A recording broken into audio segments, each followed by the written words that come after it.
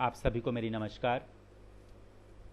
दोस्तों, जैसा कि अक्सर हम देखते हैं कि हमारे पास कई प्रकार के प्रश्न आते हैं कि क्या प्रेम विवाह होगा, क्या विवाह होगा, क्या तलाक होगा।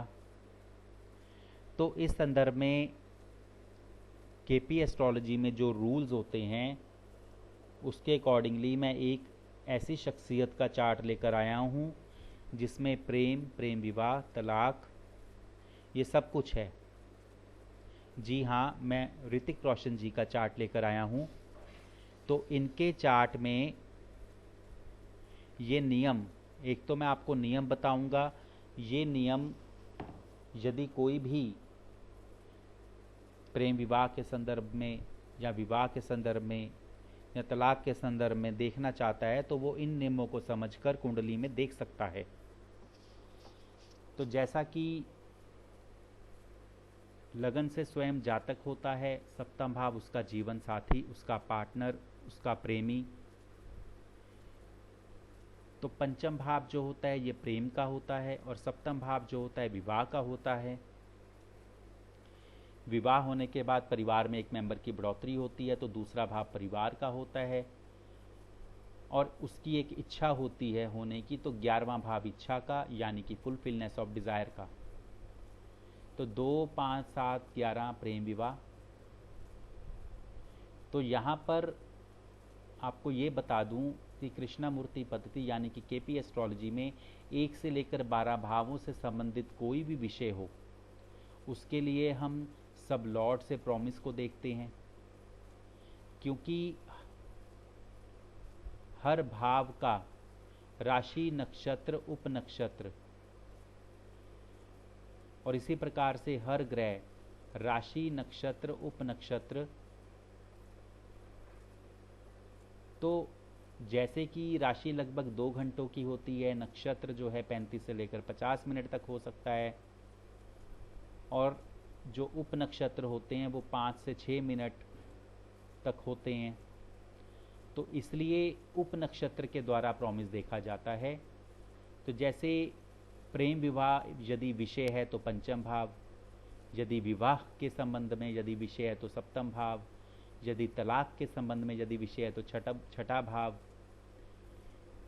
तो अलग अलग विषयों से अलग अलग स्थितियां देखी जाती हैं। कुंडली में यदि पंचम भाव का उपनक्षत्र स्वामी 2, 5, 11 या 2, 5, 7, 11 का कार्येश हो तो प्रेम होना या प्रेम विवाह होना या प्रेम होना। और साथ ही यदि सप्तम भाव का उपनक्षत्र स्वामी 2, 5, 11 या 5, 11 या 2, 5, 7, 11 इन भावों का कार्येश हो या इनमें से अधिकतर भावों का कार्येश हो तो प्रेम विवाह होना। यदि मैं ये भी कहूँ कि पंचम भाव के उपनक्षत्र का संबंध किसी प्रकार से सप्तम भाव से हो रहा हो और सप्तम भाव के उपनक्षत्र का संबंध यदि किसी प्रकार से पंचम भाव के साथ हो रहा हो तो प्रेम विवाह हो सकता है। ये दोनों की शर्त होनी ज़रूरी है किसी भी प्रकार से। तो आइए जरा हम इनके चार्ट में देखते हैं। तो इनके चार्ट में यदि हम देखें, पंचम भाव का उपनक्षत्र स्वामी जो है बुध है और सप्तम भाव का उपनक्षत्र स्वामी जो है गुरु है। तो सबसे पहले हम देखते हैं कि ये क्या प्रॉमिस दे रहे हैं। इसके साथ ही कुछ पॉइंट्स मैं साथ के साथ बताऊंगा। पंचम भाव का उपनक्षत्र स्वामी बुध, तो बुध यहाँ पर देखिए अनटेनेंटेड है। जो ग्रह किसी भी ग्रह का नक्षत्र स्वामी ना बने वो अनटेनेंटेड होता है। अनटेनेंटेड होकर वो 1 से 12 भावों में जिस भाव का उपनक्षत्र स्वामी बने उसका मजबूती से फल देने में सक्षम होता है। जिस भाव का नक्षत्र स्वामी बने उसका मजबूती से फल देने में सक्षम होता है। तो यहाँ पर यदि हम देख रहे हैं बुध अनटेनेंटेड है और वो 5वें और 8वें भाव का उपनक्षत्र स्वामी बना है। बुध स्वयं दूसरे और 11वें भाव का, नक्षत्र शुक्र 7वां भाव, बुध शुक्र के नक्षत्र में और केतु के उपनक्षत्र में है। तो बुध 2, 11, 7 इन भावों का कार्येश है और उपनक्षत्र पर भी 2, 11 भाव दे रहा है और अनटेनेंटेड होकर 5 और 8 भावों का भी ये उपनक्षत्र स्वामी बना है। इसके अलावा बुध की सूर्य के साथ युति है, कंजंक्शन है। कंजंक्शन का मतलब बुध और सूर्य में, बुध जैसे 26 डिग्री है, सूर्य 25 डिग्री है, तो 3 डिग्री 20 ऑर्बिट प्लस माइनस इसमें हम देखते हैं, तो बुध और सूर्य की कंजंक्शन है। इसके अलावा आपको ये भी बता दूं कि ग्रह जो होते हैं, हर ग्रह किसी न किसी ग्रह के नक्षत्र में, किसी न किसी ग्रह के उपनक्षत्र में होता है। हर ग्रह नक्षत्र के अधीन होकर फल देता है और उपनक्षत्र उस फल के बारे में लाभ होगा हानि होगा ये दर्शाता है। दूसरे शब्दों में ग्रह अपने भावों और अपने नक्षत्र के भावों का कारेश या सिग्निफिकेटर होता है और उपनक्षत्र पर जो भाव होते हैं वो लाभ या हानि को दर्शाते हैं जिस विषय के बारे में हम देख रहे हों। उसके अलावा टेनेंटेड और अनटेनेंटेड से भी हमें कई स्थितियां पता चलती हैं। तो बुध, पंचम भाव का उपनक्षत्र बुध अनटेनेंटेड होकर 2, 11, 7 का कारेश है, 5वें भाव का भी कारेश है, उपनक्षत्र पे 2, 11 दे रहा है, तो इसका मतलब यह है कि प्रेम विवाह की एक शर्त पूरी हो रही है। उसके बाद हम देखते हैं सप्तम भाव। सप्तम भाव का उपनक्षत्र गुरु है, गुरु दूसरे भाव का कारेश है, चंद्र के नक्षत्र में 9वां भाव और उपनक्षत्र सूर्य 2 और 10, और गुरु भी अनटेनेंटेड है, तो अनटेनेंटेड होकर 3 और 7 भाव दे रहा है, क्योंकि गुरु तीसरे भाव का और 7वें भाव का उपनक्षत्र स्वामी है। तो सप्तम भाव का उपनक्षत्र स्वामी गुरु, 5वें भाव प्रेम का, दूसरे भाव परिवार का, उपनक्षत्र पर दूसरे भाव परिवार का और अनटेनेंटेड होकर 7वें भाव विवाह का, तो ये शर्त भी पूरी हो रही है। पंचम और सप्तम भाव के उपनक्षत्र स्वामी 2, 5, 7, 11 में से अधिकतर भावों के कारेश हैं, प्रेम और प्रेम विवाह को ये दर्शाते हैं। अब इनका विवाह यदि हम देखें तो 20 दिसंबर 2000 को हुआ था, यानी कि ऋतिक रोशन जी का विवाह सुसाने खान के साथ 20 दिसंबर 2000 को हुआ था। तो यहाँ पर हम देखते हैं कि शुक्र की महादशा 1999 से लेकर 2019 तक और 20 दिसंबर 2000 यदि हम देखते हैं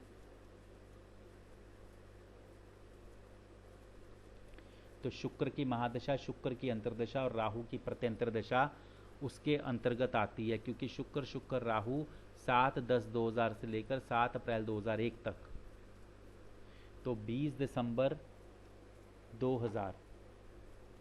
तो यहाँ पर हम देखते हैं सबसे पहले कि शुक्र जो है एक तो ये विवाह का कारक होता है। अब शुक्र किस प्रकार से भावों को दे रहा है ये हम देखते हैं। शुक्र टेनेंटेड है क्योंकि वो अन्य ग्रहों का नक्षत्र स्वामी बना है। शुक्र 7वें भाव का कारेश है। शुक्र चंद्र के नक्षत्र में और शनि के उपनक्षत्र में है। अब यहाँ पर हम देखते हैं कि शुक्र का नक्षत्र चंद्र, तो चंद्र 2, 5, 7, 11 में से कोई भाव नहीं दे रहा, तो चंद्र को यहाँ देखेंगे ये किसी भी ग्रह के साथ नहीं है। चंद्र के ऊपर गुरु और शुक्र की दृष्टि आ रही है, तो गुरु और शुक्र में यदि हम देखते हैं, यदि वैदिक से देखें तो शुक्र 7वां भाव दे रहा है और गुरु को देखें तो दूसरा भाव दे रहा है। फिर भी यदि हम देखते हैं तो चंद्र के ऊपर शुक्र और गुरु की दृष्टि आ रही है। चंद्रमा 15 डिग्री का है और गुरु और शुक्र, गुरु 22 डिग्री और शुक्र 17 डिग्री। तो चंद्रमा के ऊपर जो शुक्र की आस्पेक्ट कंजंक्शन है 17 डिग्री, वो गुरु से ज़्यादा नज़दीक है, क्योंकि चंद्रमा 15 डिग्री है और शुक्र 17 डिग्री है। तो शुक्र 7वां भाव दे रहा है। तो यहाँ पर शुक्र का नक्षत्र चंद्र, जिसके ऊपर स्वयं शुक्र कारक ग्रह की दृष्टि आ रही है 7वें भाव के साथ, तो महादशा स्वामी शुक्र का रेश है।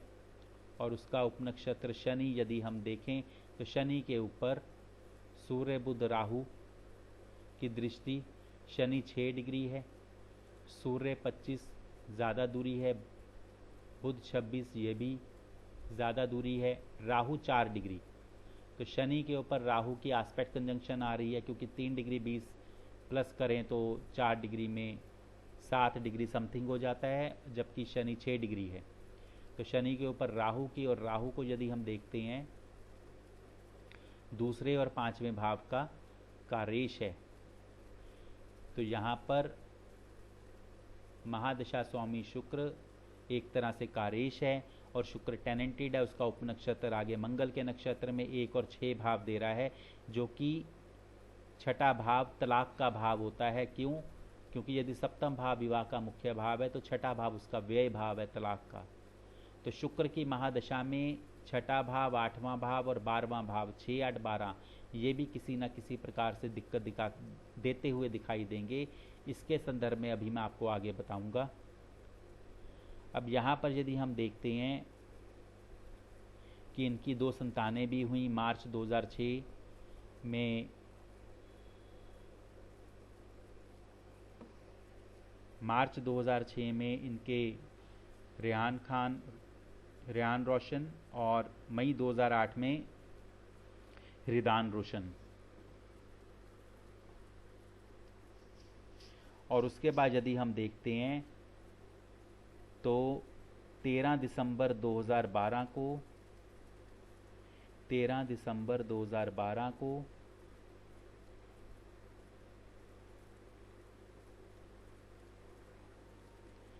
दिसंबर 2012 को इन्होंने अनाउंसमेंट की कि ये म्यूचुअल अंडरस्टैंडिंग से सेपरेट होना चाहते हैं और 1 नवंबर 2014 को ऑफिशियल डाइवोर्स इनका ग्रांटेड हुआ।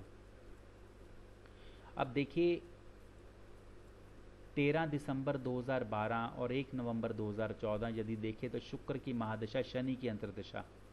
शनि पृथकतावादी ग्रह है, सेपरेटिव प्लैनेट है। और जैसा कि मैंने आपको यह भी बताया था कि शुक्र जो है टेनेंटेड है अपने उपनक्षत्र के नक्षत्र के द्वारा 6 और 1 भाव, दूसरा भाव परिवार का उसका व्यय भाव पहला भाव, 7वां भाव विवाह का उसका व्यय भाव छठा भाव और 8 और 12 भाव। तो शुक्र की महादशा में कुछ ना कुछ वैवाहिक जीवन से संबंधित नेगेटिव भी दिखाई दे रहा था और शुक्र की महादशा में ही इन्होंने अलग होने का फैसला किया। अब अंतर्दशा शनि की, तो शनि को यदि देखते हैं तो शनि मंगल के नक्षत्र में है और चंद्र के उपनक्षत्र में है।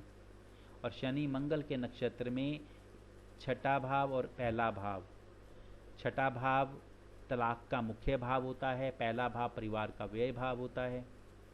तो यहाँ पर आप देख सकते हैं शुक्र शनि,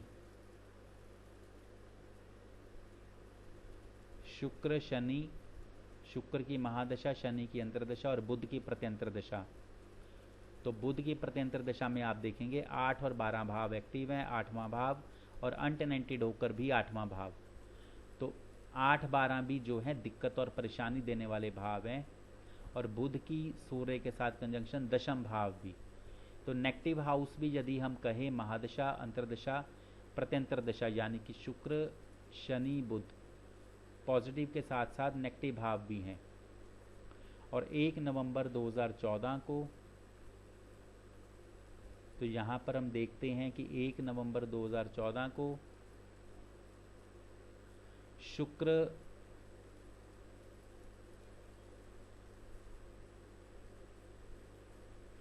शुक्र शनि राहु, क्योंकि 4 सितंबर 2014 से लेकर 24 फरवरी 2015 तक शुक्र शनि राहु, तो इस दौरान उनके जो है ये डाइवोर्स की प्रक्रिया चल रही थी। तो शुक्र जैसा कि छठा भाव, 8वां 12वां भाव, तो ये दिक्कत देने वाले भाव। और शनि जैसा कि मंगल के नक्षत्र में 1, 6 भाव।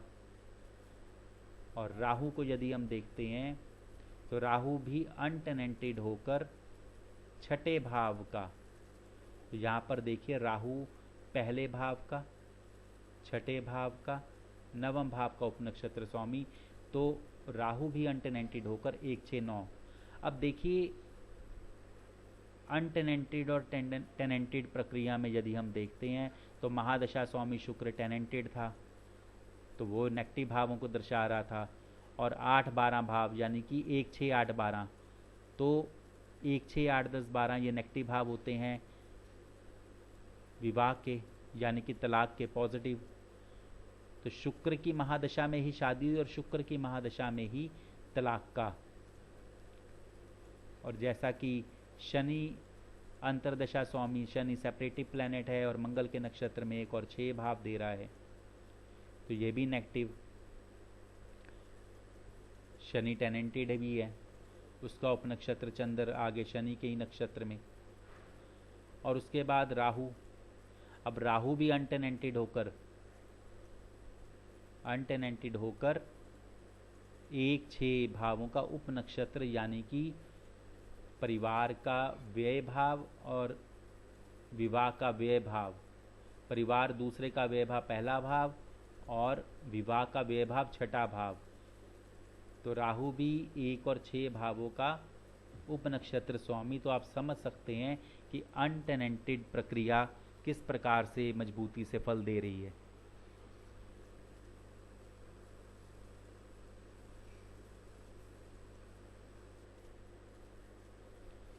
तो यहाँ पर जिस प्रकार से हमने ऋतिक रोशन जी के चार्ट में प्रेम विवाह के नियम, विवाह के नियम और तलाक के नियम को देखते हुए जिन दशाओं में उनका प्रेम विवाह और जिन दशाओं में उनका तलाक हुआ, उसके संदर्भ में हमने देखा। तो आशा करता हूँ कि आपको ये उदाहरण अच्छे से समझ आया होगा। इसी प्रकार से मैं आगे भी अलग अलग जो है उदाहरण और अलग अलग विषयों के ऊपर उदाहरण जो है मैं दूंगा। और आपसे मैं ये भी कहूँगा कि किसी टॉपिक के ऊपर यदि आप कुछ समझना चाहते हैं तो आप मेरे YouTube चैनल पर उस टॉपिक से संबंधित आप लिख सकते हैं और उस टॉपिक के संदर्भ में नियम और उदाहरण सहित मैं आपको पूरी व्याख्या दूंगा। तो आशा करता हूँ कि ये उदाहरण आपको अच्छे से समझ आया होगा। नमस्कार।